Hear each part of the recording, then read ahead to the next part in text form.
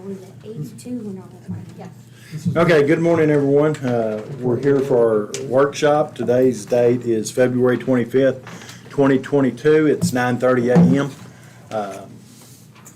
Remember, this is our workshop. We'll take no action. We'll just go over our agenda items and listen to our visitors here today. Do you have anything for the auditor's office? I do not. Okay. I guess treasurer doesn't. So that leaves mine, and we'll probably skip. I didn't know the courthouse sliding guy was going to be here, but he is here, so.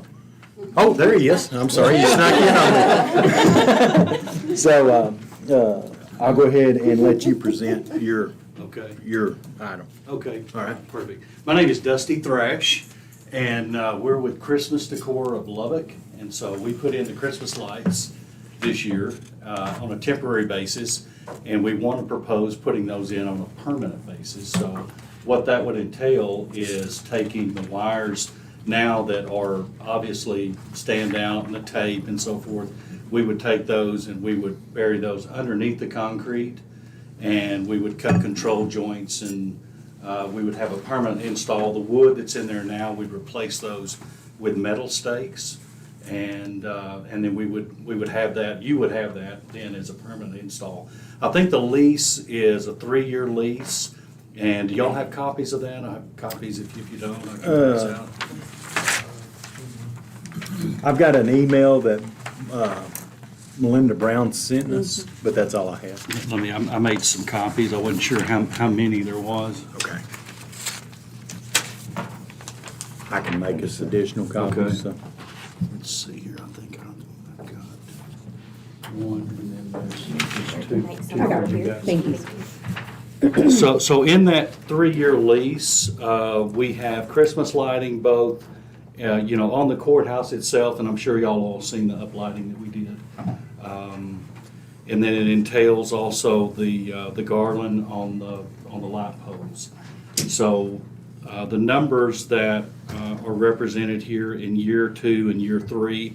After year 3, you would own the lighting because the lease would be terminated for because of the permanent lease. The only increase in the prices year 2, year 3 would be is if we did the additional poles that was installed after we had everything put up. I think there was some additional poles on the west side of the street there, and so I don't have any numbers on those at this time, but there'd be probably a little bit of additional cost for that. Okay. But that's basically what it is. I have also, this is the estimate for the permanent install.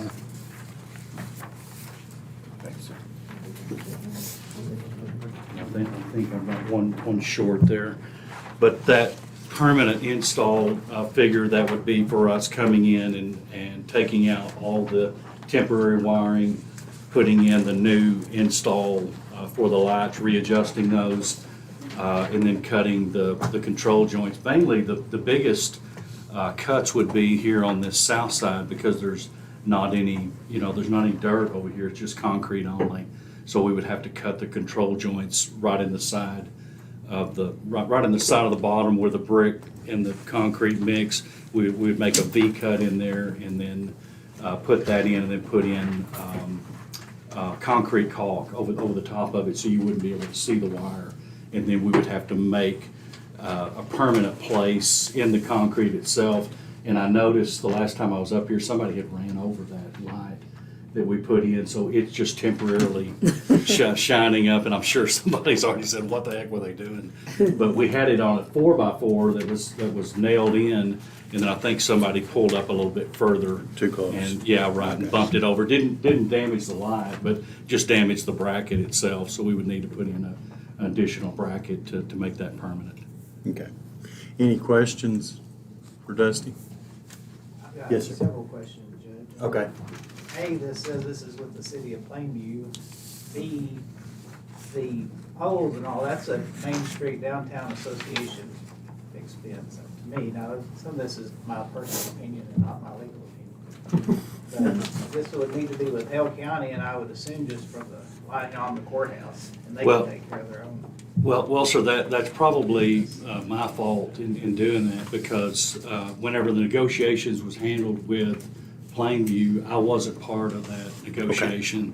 And so, I was the guy that put them in, and I'm also the guy that just basically give out the estimate to redo it. And as far as the jargon of where it was supposed to go, I was unaware of that.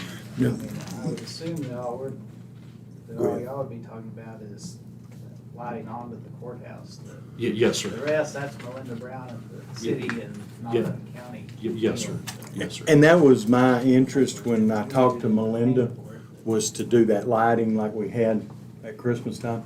And I thought we might want to consider doing that permanent, because I don't know if y'all come by when it was on, but it really illuminated the building Yeah, and it the ground. lights up the whole building. And I thought if we could do it permanently, then we could do that year round, and change colors, for different seasons or whatever. But like I say, it really made a big difference as far as illuminating the courthouse. And that was my interest. And then when you handed me that deal, my question was going to be to Melinda if we paid $12,000 for the invoice, but that was through the Downtown Association, right? Or whatever they changed their name. Yeah, Okay. we did. Okay. It also says We paid it. 2021, which is already passed. so I- Yeah. Yeah. So Dusty, what I'm asking is the 1,550 that you gave an estimate, Yes, sir. that would be for the lighting here? Yes, sir. It would Okay. be. Right. Okay. And we were on a short stick, whenever it was approved, we didn't have the lighting, and because of the shipping, and the supply chain issues, we couldn't get the lights. I ended up driving to Dallas myself and picking those up and bringing them back, because the shipping wasn't gonna be in time to where we could get them, for the reveal. Okay. And so whenever we put them in, we had like a 2-day window, and so, we didn't probably do our best job putting them in, because we were on a short fuse. But that's the reason why we'd like to come back, and at that time too, it was understood it was gonna be temporary only. And so that, once it becomes a permanent thing, then we wanna make sure it's, put in correct, Well, I do know from my conversation with Melinda, and when I put it on the agenda, my intent was to do the illumination here at the courthouse and make it permanent. Yes, sir. So we wouldn't have the temporary wiring and Yes, sir, stuff. So Monday, when we consider this for voting, that's going to be my recommendation, is that we consider the permanent deal. Okay. Do you need me to come back Monday? No, sir. Okay. And then we won't take any action on this stuff. It will just be on this estimate, which he did list as Plainview Courthouse. You may not have got this, Jim, but, Here, Jim. and My so, question is, we have a page here that's got a $445 one-time cost. Yes, sir. What's that about?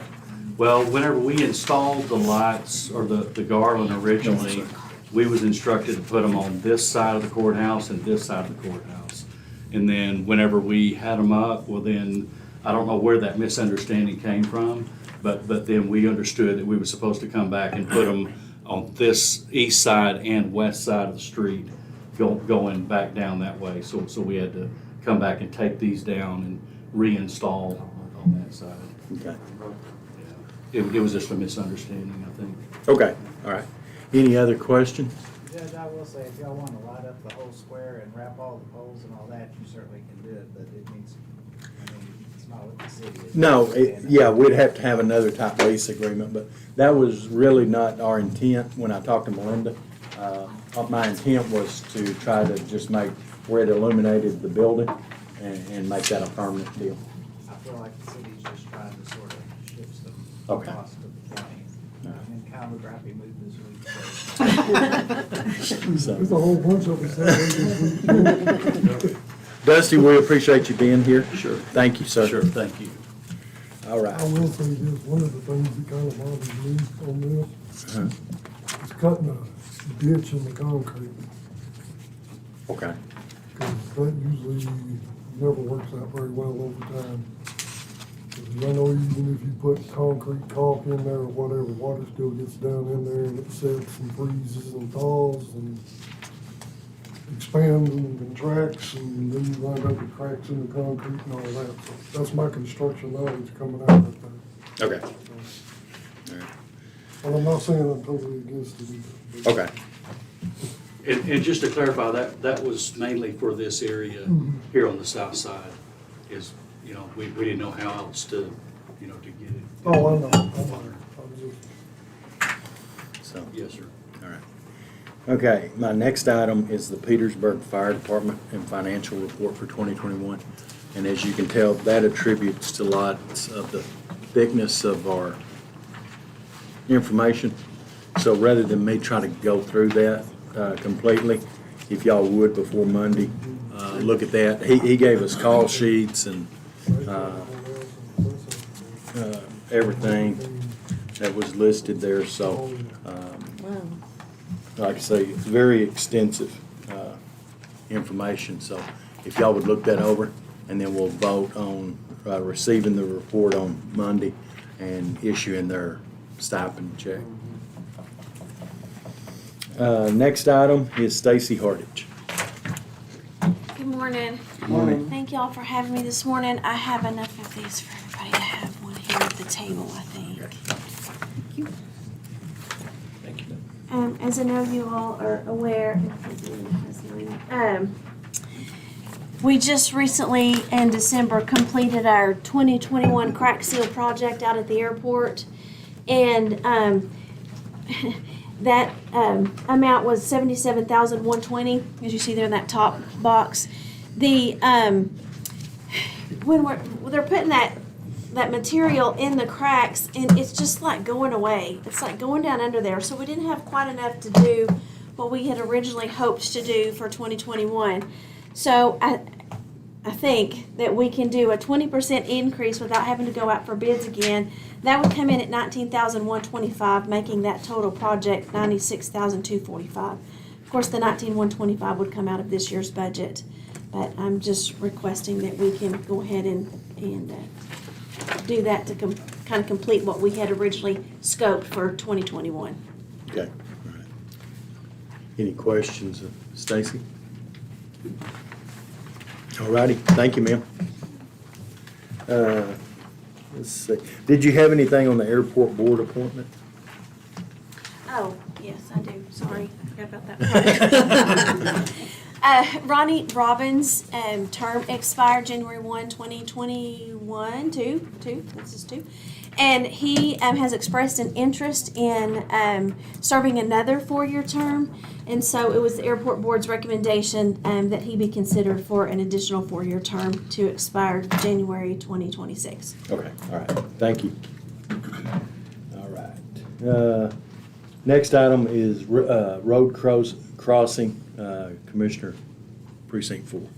Yes, I received an application from Luke Miller to cross County Road 50, and the other intersection, road will be County Road Q. I'll be presenting it Monday. Okay.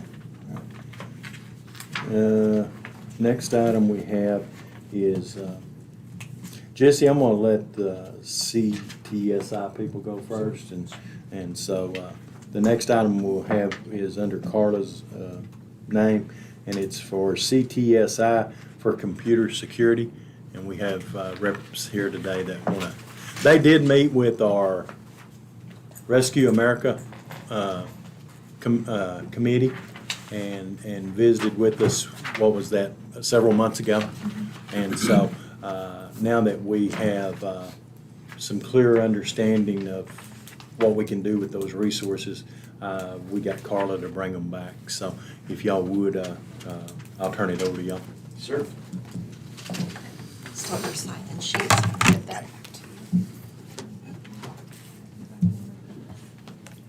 Okay, so, a couple of things to cover. Am I good here? Yes. Okay. And you might introduce yourself. I was going to introduce you, but you go ahead. Yes, ma'am. Michael Watt, Senior Vice President of CTSI. This is Julie Heinrich. She's over new business development and marketing for CTSI. We are a Lubbock-based company. We have an office in Amarillo. We have covered the Permian Basin, West Texas, and the Panhandle for 37 years. I'm one of the owners of CTSI. We have served our Texas counties for past 18 years. Yoakum County in Plains, Texas was our first county we brought on, and we brought on quite a bit more since then. But and we work very closely with TAC, so just understand we've got a great relationship with them. And please, if you want a referral, call Alan over there at TAC and ask him all you'd like about us, and I'm sure he'll give us a really good review. So we got two things we need to accomplish, well, three things we need to accomplish here. My recommendations to the county. From a cybersecurity position or posture, you're very vulnerable right now. And we are seeing here recently, over the last several years and specifically the last 6 months, a tremendous uptick in ransomware attacks and just cyber attacks in general. So we are working with the Secretary of State and the AT&T group that was contracted by the Secretary of State to do audits for our county courthouses, specifically the county clerks. Now, the next evolution of that is going to be a county-wide IT audit. So we're trying to stay ahead of that for you, put the things in place that we need to be in place to protect you, one, and then to help us score well in that audit. So first thing let's look at is a project. It's this one right here. It's a firewall project. Not to get too technical, but a firewall is a physical device that sits at the edge of our network that protects us from the world. So we've got the internet is the world, our firewall, and then inside of that is our network. So at 9 different locations that I have listed here, in my opinion, we need to, as quickly as possible, get that security appliance in place and operating. It is, I've got Fortinet as the recommended vendor that we recommend to you. In every location, I've got an 80F. That's just the model number. And then with this is a 3-year subscription for FortiCare and FortiGuard. That's the software that runs on that firewall that we maintain and update to keep us protected best we can. After the 3rd year, we can renew that subscription annually. Okay, and it's typically about $200 to $300 per firewall each year after that. Most of the time, we're seeing anywhere from 7 to 8 years of a life cycle for these firewalls, with the exception that there's not some new threat out there that we've got to get in front of. So that's just kind of traditionally where we're at. And we've got a fixed installation fee of $335 per firewall, and then we need to set up a VPN and a DMZ at each location in order for all the offices to communicate with each other. And then I've got some estimated time there. Those are one-time fees for the project. So I've got travel for my team, travel and time to get to all your locations and get them installed. It's a turnkey project that I've got here. Total is $32,051.34. There's mud.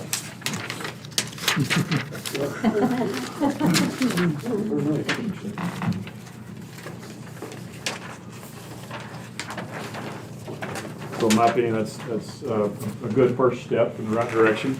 Okay. Next, any questions on that? No. Okay. Let's look at this packet next.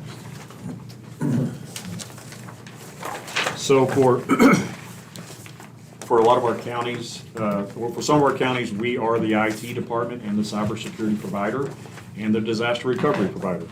And then other counties, if they've got IT staff, we're a segment of that staff. We provide additional resources, boots on the ground when needed, professional level IT design and support, cybersecurity services, and disaster recovery services. Okay. What I recommend is the plan, considering you have IT staff, is our Watch IT plan, and we include cyber defense services with that plan. Okay. We have a dedicated team that's assigned to your county. I'll operate as your technology consultant and your virtual CIO. So I'm available at no additional cost to sit down and discuss forecasting, IT plans, 18, 30 months in advance. That time for me to service you is all included in your monthly fee. Okay? And then we have a technical account manager. His name is Dennis. His technical team, he's got a team of technicians, will be assigned to your county. And then Leanne is our inside consulting support team. She will help us manage all our licensing and regulatory requirements in regards to product warranty and software licensing to keep us compliant. Okay. This is a short list of all the counties we're currently supporting now. I can provide additional references if needed, but as you can see, we've operated in our Texas counties for a while now, and we take a lot of pride in that. Our approach, again, it's a team approach. Everything we do is proactive and preventive maintenance. Once a year, I'll sit down with whoever, the court or your IT staff, and we'll do forecasting and planning. We don't want any surprises throughout the year. We want to understand, what's needed from a capital expense position and an operational expense position. So that's my time I provide for you. This is a big thing for your counties. Every technician that works for CTSI is CJIS certified. Okay? That's part of the onboarding process, and it's done annually. So we don't want to ever walk into a situation where I got to work on a sheriff's department computer or anything like that, and I don't have someone that's passed their CJIS background check and are certified to operate and support our Texas sheriffs. Okay? And that includes our consulting staff as well. Make sense? Mm-hmm. Okay. And then a couple of things we do offer for our counties annually. We have 2 large events, and we love to educate our clients. It's really important to us that we educate our clients. And I'll let Julie kind of explain what she does. She's the one who runs these educational events. Just quickly tell them the things you do. Yes, so like Michael said, twice a year I do events, and they're strictly educational. But the first one is usually in the spring, and it's around data. So we talk about all this data, where to store it, how to protect it, all of those things. And really that's just what we're focusing on, is we're just trying to educate you, and we don't go too in the weeds. We try to keep it very high level. But usually we'll also give you a nice dinner, maybe some wine, things like that. So you also can have some networking and some opportunities as well to speak with us, to speak with any vendors that we may bring in to talk about the solutions. And then in October, we do a cybersecurity awareness event, because that's Cybersecurity Awareness Month. And that just focuses strictly on what is the state of affairs when it comes to cybersecurity. And this last year, we had a former FBI agent came, and he talked about anything and everything. It was a little scary sometimes, but it's definitely something that we want to offer to you guys, because we want you to be educated. We want you to know what's out there and things that you can do to protect yourself. And with that one, what we do is we have that educational part, and then we open it up for casino night. So have some fun as well. That's really part of my goal, is I want to, have some fun, but also give you guys some education as well. So anybody is welcome to attend those, and you'll be informed of them well in advance. Just one more thing, those are the 2 biggies that we have every year from an educational perspective. We do also have smaller events that are product centric. For example, this year, through our Amarillo office, we had an event at the Sod Poodles game, and we had that party deck there. One of the things that we offer our counties is cloud-hosted phone systems, collaboration systems. It's kind of the way the world is going these days. Most phone systems are moving off-prem and moving to the cloud. Just as a coincidence, we had a large number of interest from our counties up in the Panhandle that wanted to replace phone systems. So we had an educational event at the game about 2 hours before first pitch. We did a demo, gave them an opportunity to ask questions. We had our team from California on a video call there on the deck. It was a really good educational experience. And then afterwards, we watched the game, ate some hot dogs and hamburgers, and had a good time. That's just an example. Lastly, I'll put on here, we are the only IT company in this part of the state of Texas that was awarded the TexPipe Purchasing Cooperative IT contract. Okay, that is something you can absolutely take advantage of as a county. Okay, anything, services or product that you purchase through CTSI, we can get you set up with TexPipe, and they're out of Region 16 in Amarillo. That removes the necessary vetting process, because we've been vetted by them. Okay, so we're guaranteeing a price per system or per service to you, because we're contracted with them. 2, the biggest thing for the county, at the end of the year, anything you purchase through one of these TexPipe contracts, you get a rebate. And it's across all contracts. So We're not on just- buy board. We're on my board too. Yeah, okay. Yeah. So we're the only MSP or IT service provider in this part of the state of Texas that is on the IT contract for buy board as well. Buy board operates exactly like TextBuy. Okay, And we got great relationships with both, so please take advantage of it if you can. all right. Okay, now we'll get to the technical piece of what we're trying to do here. So at a very high level, I'll explain our Watch IT plan for you. Basically, I've got a really great set of tools to manage IT networks, and I've got experts in those tools. We're going to open those tools up to your IT staff, okay? So we're going to monitor all your systems, and the information that we get from those systems, we're going to feed it through your IT staff, okay? And then if something hits her inbox or her desk or her team's desk that she wants me to help with the click of a button, she can return it back to me, and then my technician will be assigned to the ticket, and we'll help her fix the problem. Okay, and that's everything from just common errors on a computer or printing issues to a cybersecurity event, okay, or cybersecurity incident. Okay, so really, we got these really great tools that we use to monitor and maintain networks. We're going to open those tools up to your staff, and we're going to work with your staff on maintaining the network and increase our cybersecurity footprint quite a bit. So we're going to monitor and manage the network 24/7. We're going to provide IT budget, development planning, so once a quarter if needed, I'll come to the table, kind of explain to you what I see in regards to your needs, and we'll kind of talk through what that means for the county. We'll get into the essential security services. So we're going to provide an annual cybersecurity risk assessment. It's very important that we do that. It's a requirement that you have to do. And second, if or when you have a cybersecurity insurance policy, that's an absolute must as well. Okay, and that's a simple Q&A with me and your IT staff, and we go through a questionnaire, and at the end we produce a report that'll tell you exactly where you're good, bad, and ugly. Okay, and we just work every year to get that better and better. Email protection. So we're going to put a content filter, an email filter between your provider and your inbox, okay? And basically what it does is any email that's coming into the county, we're going to scan it for anomalies and scan it for spam-like features, right? Or even virus-like features. If it scores very high, then it's very likely that something's wrong with that email. It's never even going to make it to your inbox. I keep it off of the county's computer, okay? If it scores in the middle, then you will get an email daily with what was quarantined.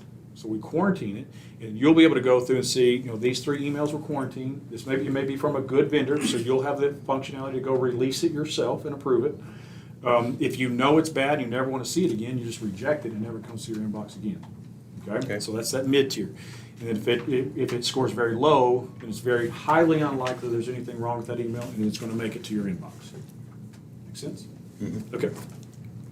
And then we do provide professional and technical services anytime, any projects that's needed. If we need a second set of hands, if we need, if I need to get bodies out here to help your IT staff, that's available to you.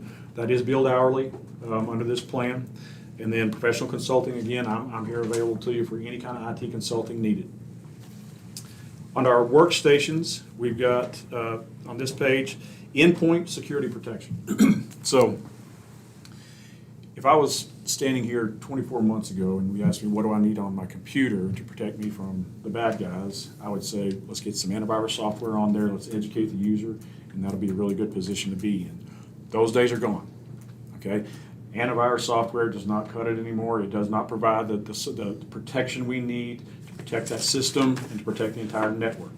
What we have is a full endpoint protection suite. So it's ransomware protection, malware protection, antivirus protection. And to take it a step further, it's fully managed, okay? So as opposed to today when you've got antivirus on a system and it goes out and pings the manufacturer for updates and periodically updates, with this tool, we install it, and then I actually have a security operations center that's watching every one of those endpoints for notifications, when it needs to be updated, any activity that's occurred on it. If a system is compromised, we have a threat attack on one of the systems. With that managed security operations center, that system will actually be pulled from the network, basically chain link fence around it, so that it doesn't affect other systems, because that's how it works, right? You get one system affected and it just affects all the other systems on the network. With this tool, it's going to chain link fence that system until we can get it and either physically pull it off the network or contact your IT staff and give them instructions exactly what to do. I can't emphasize enough how important that is. Okay? Second is DNS protection. So one of the challenges we have in our world is you can go from a computer here in the courthouse or at any county facility to a website, and it can be a perfectly legitimate website. But the bad guys have gotten so sophisticated they can actually have software on that site that could, unknowingly to the host of the site, that could compromise your system or your network or download software that is a threat. Okay, and we need to protect when we have users going out to the internet. We want to make sure they're not going to sites they shouldn't go to. Okay, so that's what DNS protection is. It's going to scan those sites before they get there. It's got a database built in the tool that's constantly updating and combing the internet for bad sites. So we put another layer of protection between the world and this network. And I'll stop there for a second because I want to make sure we understand something. There's not one specific tool that's going to protect us from everything. Okay, we protect ourselves in layers.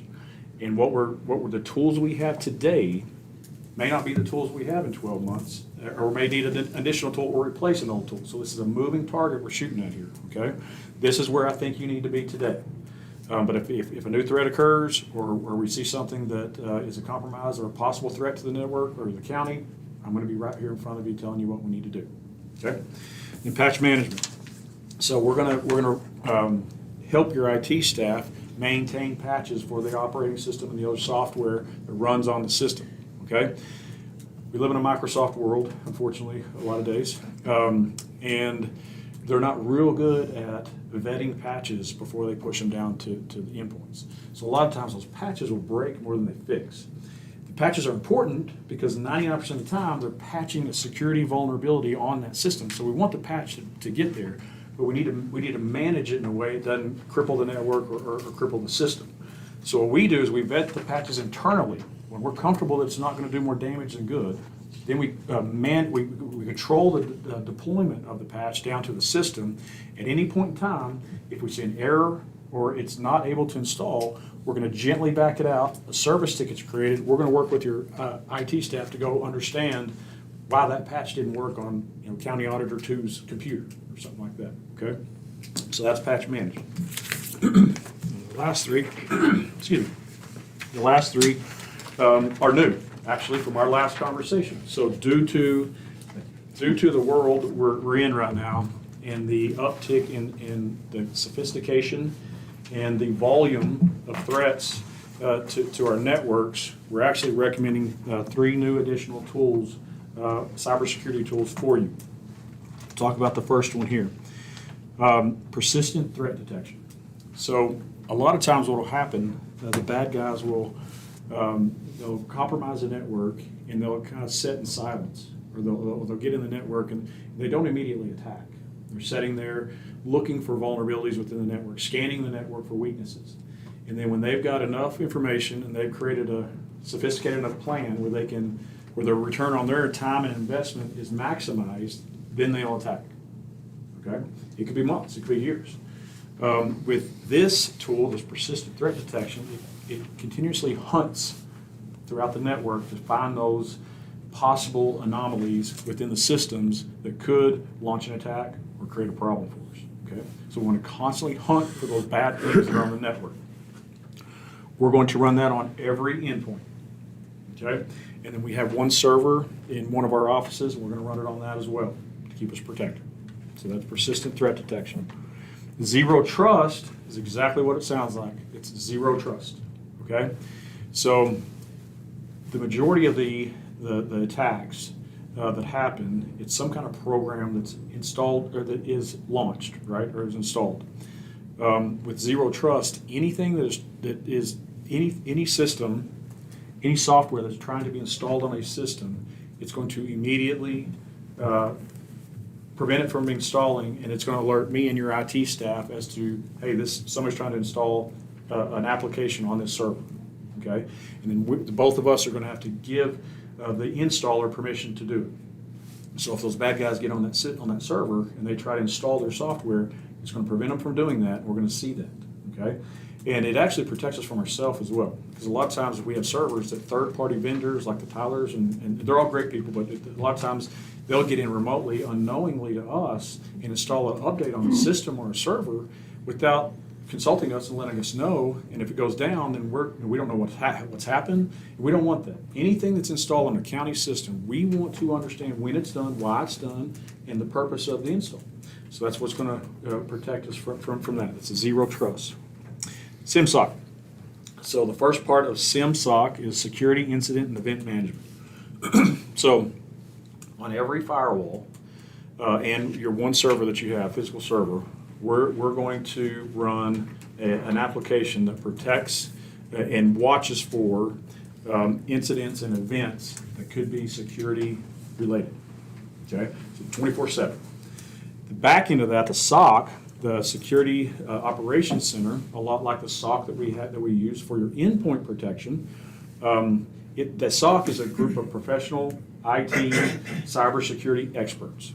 Okay, and they're looking at all these events and incidents as they occur. They work with my security team, and these guys are seeing it on a global level. The SOC people it's a global level. They're watching these kind of threats and threat vectors that are occurring, and then they're going to let my security team know when we need to jump into action. Okay, so there's a lot of canaries out there. There's a lot of non-threats that show up that really don't need attention, but these guys are experts and gals are experts in it at a global level. They let us know when we need to jump into action. We work with your IT staff.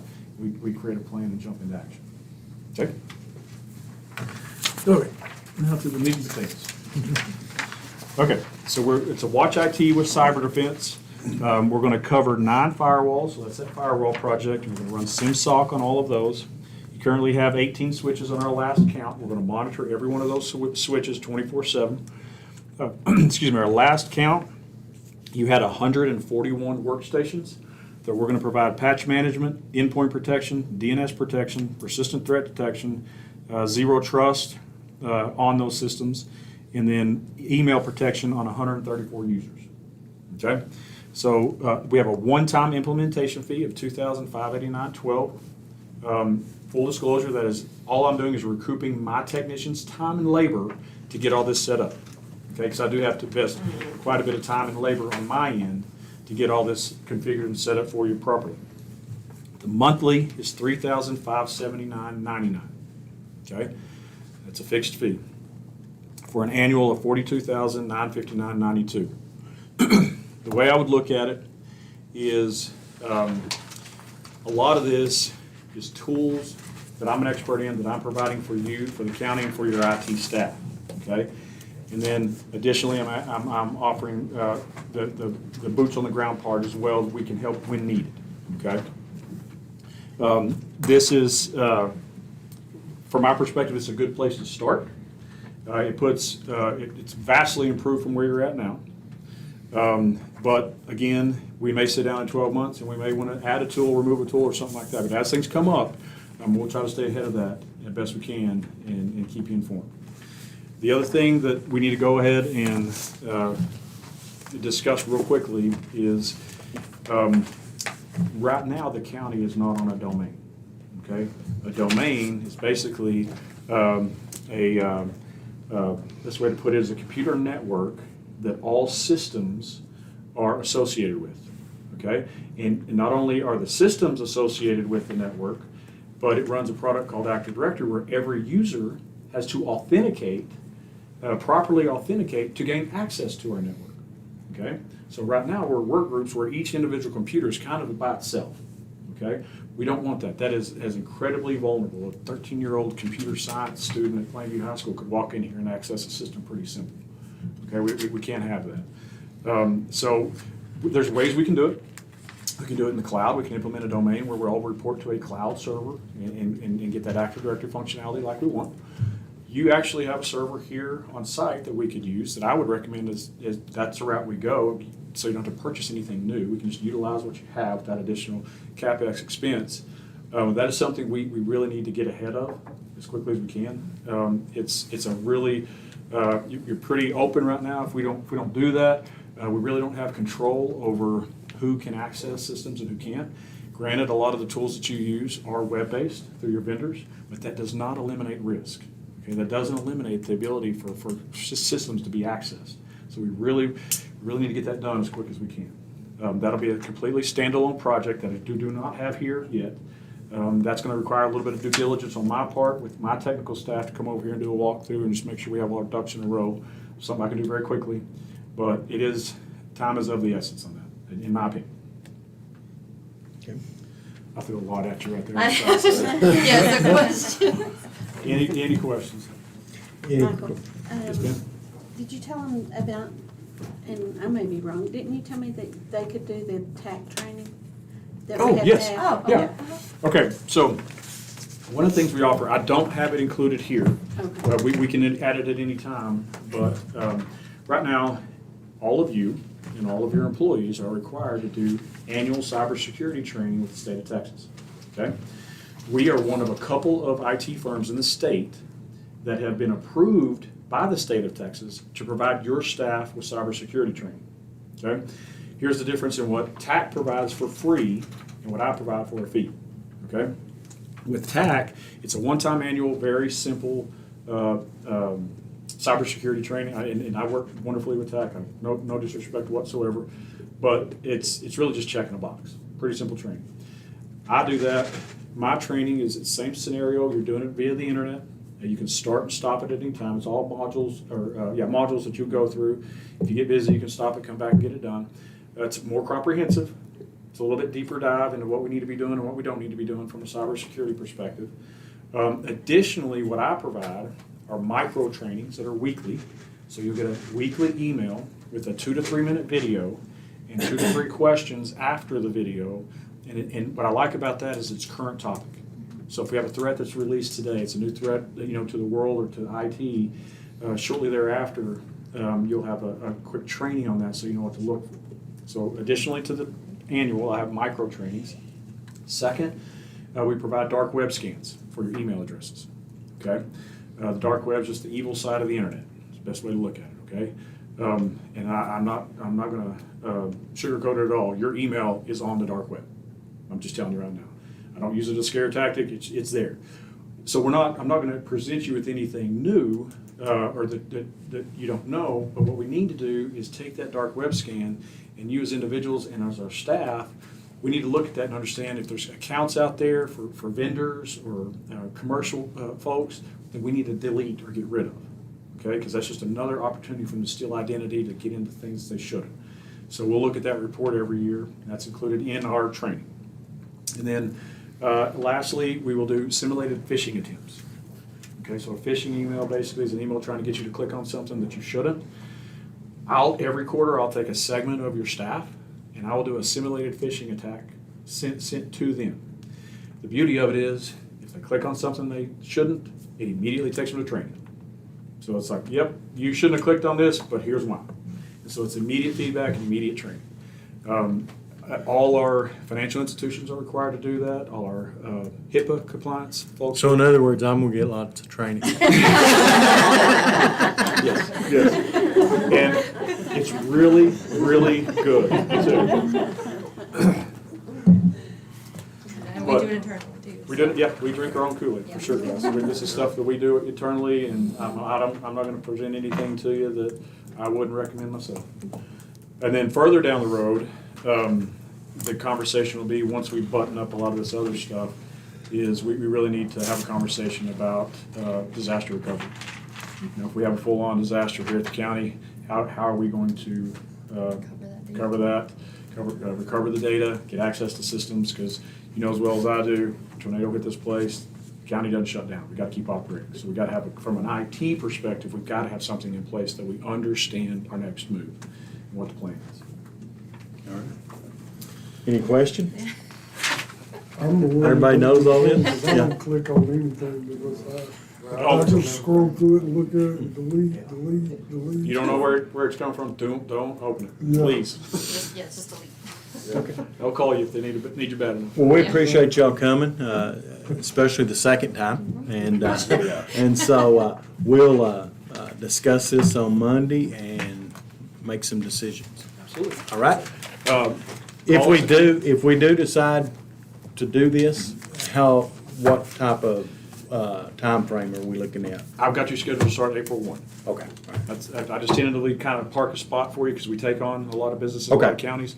And if I don't reserve a spot for you, it's going to get taken by somebody else. Okay. So right now, and it's going to take us every bit of a month to get everything set up. Okay. So All right. that's Thank where you. we got you parked right now. All right, appreciate it. Yes, ma'am. Just because I'm thinking financially. The amount over here, which is a quick question. Okay, this right here, the first one, that's the 32,000, so that's paid all at one time? Yes, 32,000, or is yes, it sir. paid? Thank Good you. question. So the product piece, or the product line on that, Julie?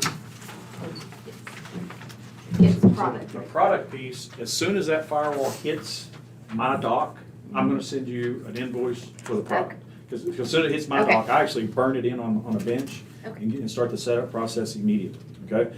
You're not billed for the labor until the project is done.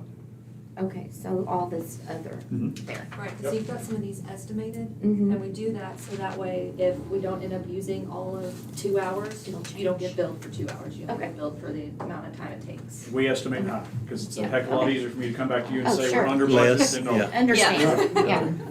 Okay, that was that question. Okay. And then this thing, if y'all went with that, I was just gonna I wrote down, so what I've got wrote down for one-time cost was the $32,051.34 for the firewall. Yes. And then a one-time fee of $2,589.12. That's your labor for your guys. And then a monthly of $3,579.99, or a yearly of $42,959.52. That's it. I didn't mean to. just making sure how Okay. we need to disperse payment. Sure. Is- Just I trying to mean, figure out where just, the money's coming Yeah. from. I've been in My these, job. I've been in these rooms for 18 years. I mean, I know we Got the most have, we money. have the money, but it's just making sure that, you know, when you have to have that. Yeah. Yeah. When we get that invoice, how quickly we need to act on it, so. We have a good time giving her a hard time. Yeah. What's your blood pressure now? I'm sure. All right. So Well, thank last, you. last thing I'll leave you with that we will need in return, so we have a master service agreement. I'm assuming you're legal, so you're probably gonna want to review that. There's not a single dollar at all associated with this. This is just by our working relationship and how we're gonna operate together. This is the statement of work for the Watch IT plan with cyber security services that I've presented to you today, okay? So once you guys execute it on your end, I'll execute it on my end. I will give you an electronic copy, and then I shred these. We just keep everything electronic from that point forward. All right. Great. Would you like these? I'm sure, this is how it usually works for me. They hand it straight to legal. so. All right. Well, thank y'all. Let me get that folder. I think it may have my card in there. I just handed it. That was a bunch of stuff and show the money.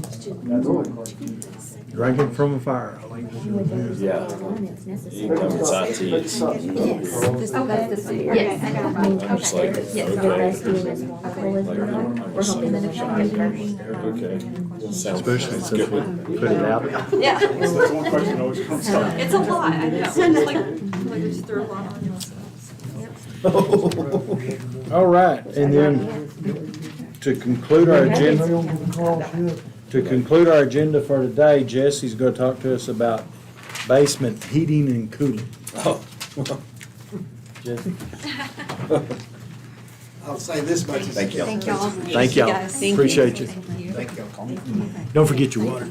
I'll let you know. Thank you. Yes, sir. Y'all have a good day. You too. Be safe. Thank you. I was gonna say, it's hard to follow after such a professional and informative presentation like that. That's pretty darn good.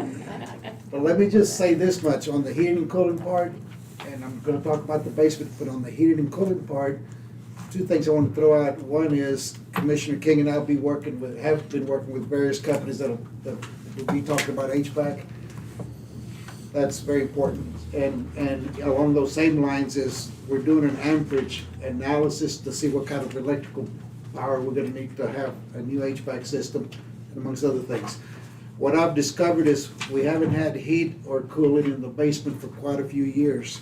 Not anyone's fault, it was just never, best I can make out, it was never reported to the commissioner's court, so y'all could act on it.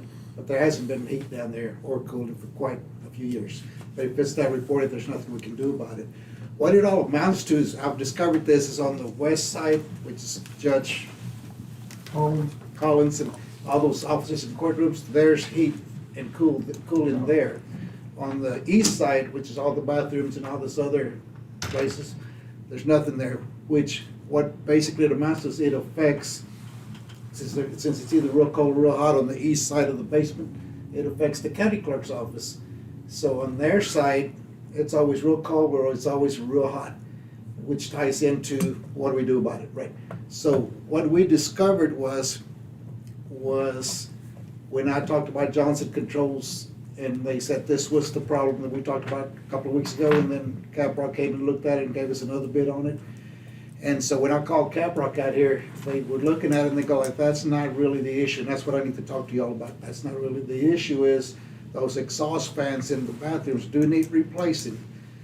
But what they discovered was there are two motors and there's some air handlers that are about 300 pounds. And we're not sure yet if there's one or two of those. That's gonna take a whole lot more labor. So instead of that bid for $2,200, it's gonna probably be less because they're just gonna change out the exhaust fans, which you do need in bathrooms, but that does not provide heat or cooling for us.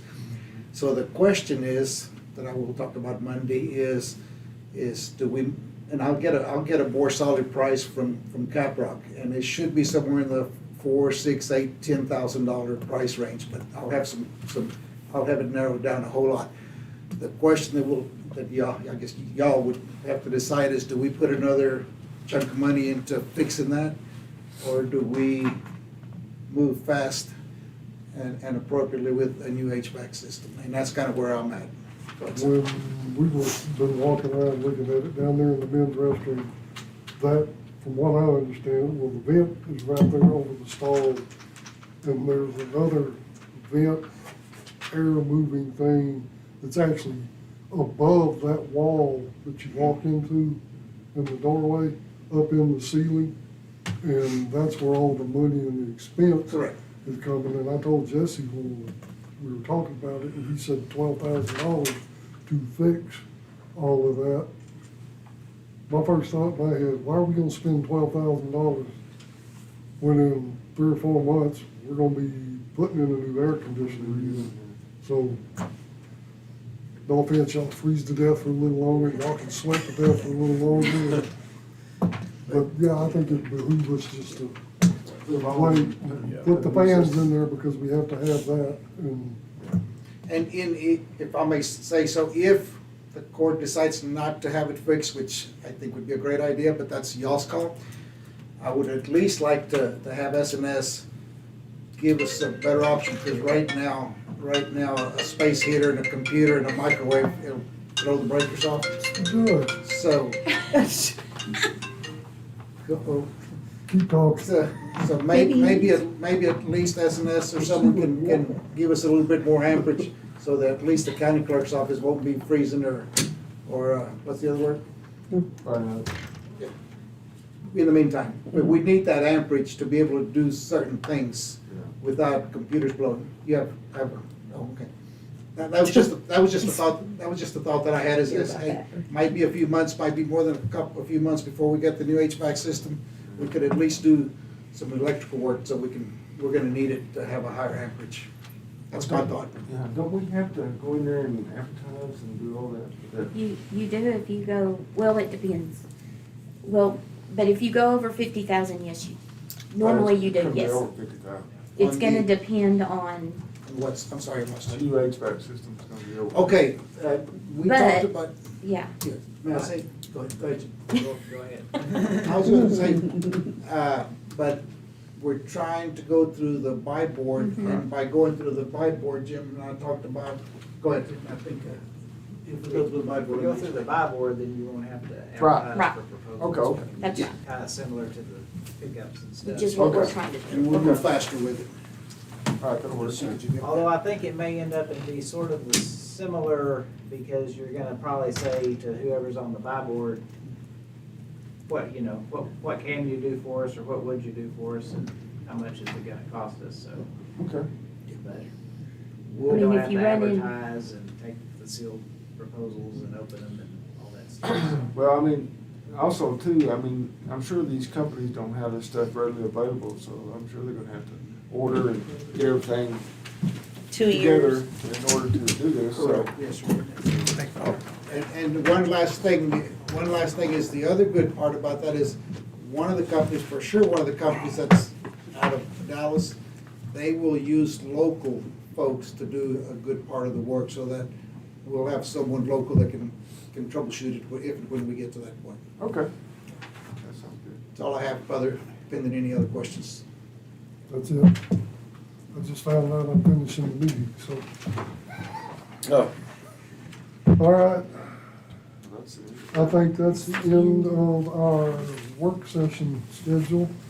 Let's look at the Monday agenda. The auditor will have her report Monday. I do not have anything. Okay.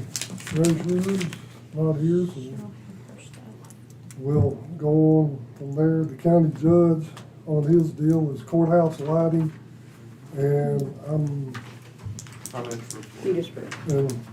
in the financial report for Petersburg Fire Department, and that, Stacy's already made her little report.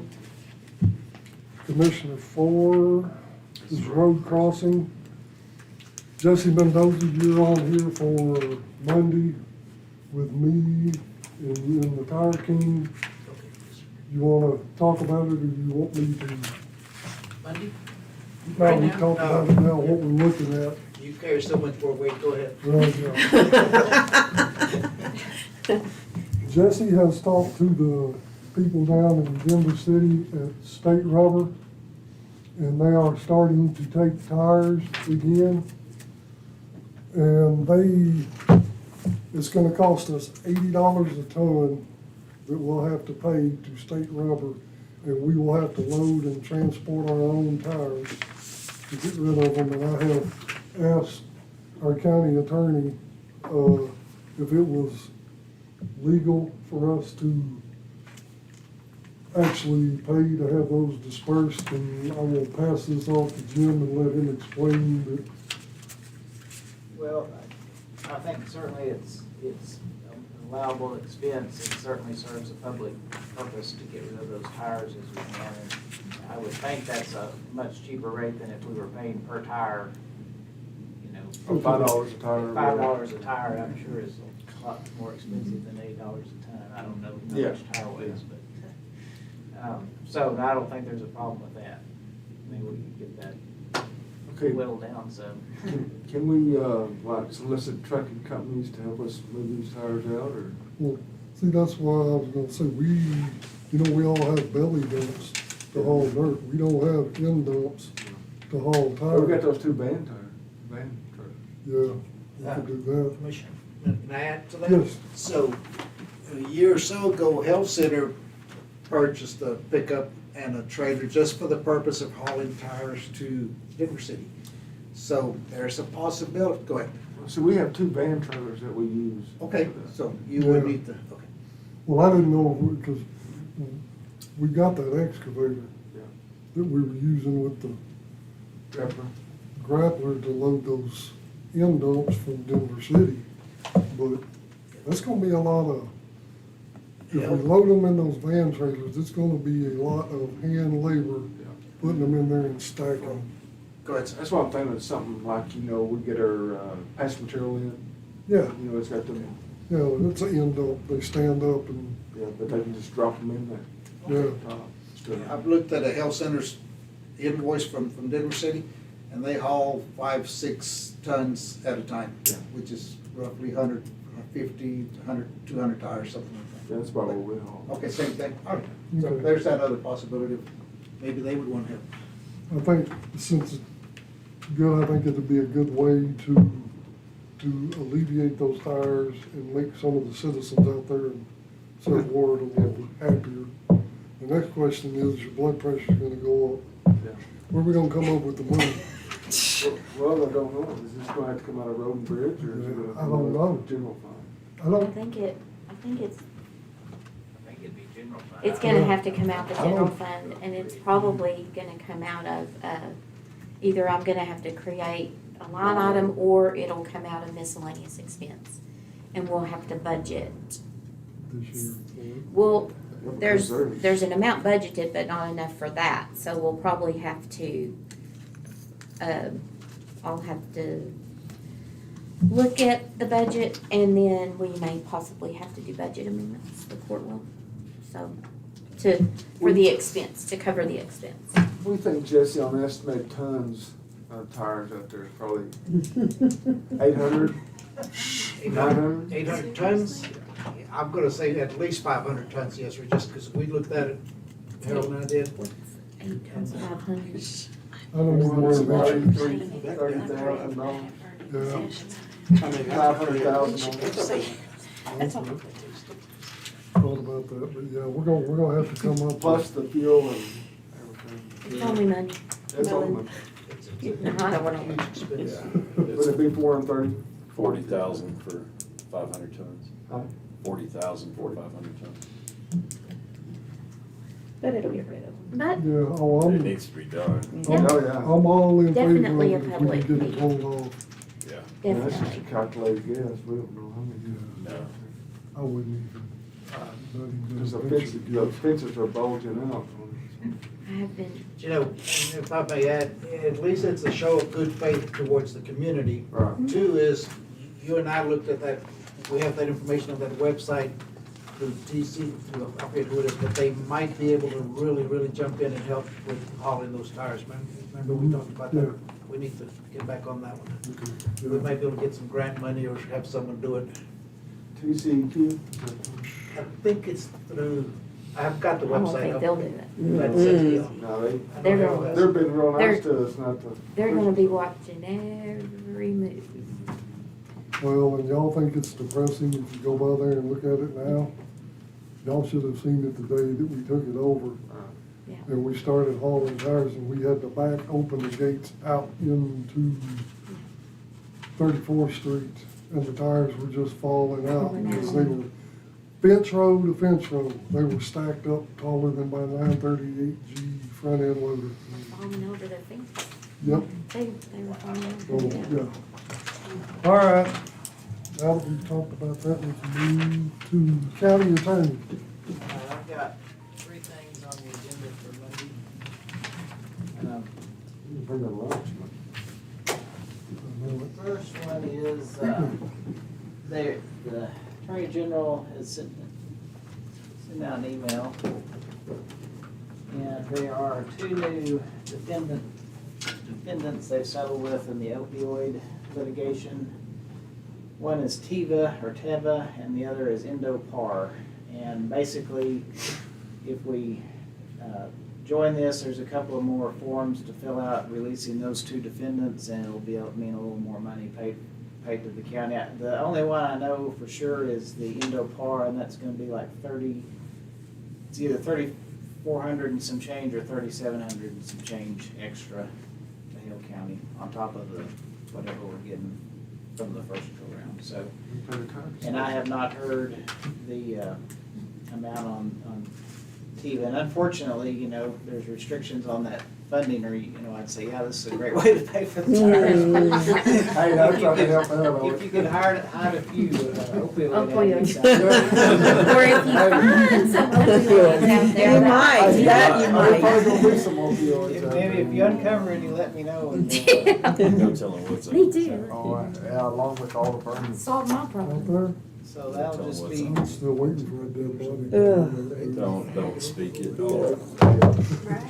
that'll just be for y'all to decide whether I to know join about all that those. place, so. Those 2 settlements, I frankly don't see why you wouldn't, since we're already in the other one. I mean, and as we've talked about, I don't think we have any really good claims against any of these people that we could push by ourselves, so. Okay. So, then the next one is, the airport board at its last meeting on February 15th, adopted minimum standards for the airport. And this is for y'all to adopt an order adopting those. The city and the county both have to approve those. There's a copy of the minimum standards attached, and I will say this has been about a 1.5 year long project of the airport board. There's been a lot of work put into this by John Ty and Bill Cross. We've sent these to